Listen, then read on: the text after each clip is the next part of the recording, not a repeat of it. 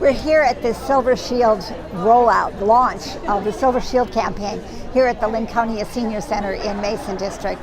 Lincolnia Senior Center is a wonderful, vibrant location for senior programs, adult day help, and there's also a residential component.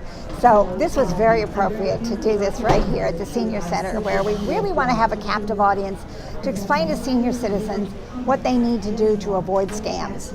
It's a way of bringing the community together to help folks who might find themselves at risk. We need to talk about this more, and we need to learn more. Education never stops. Learning never stops. Regardless of how old you are, there's always something new to learn. And getting this information out to folks who maybe think, well, I already know everything. No, you don't.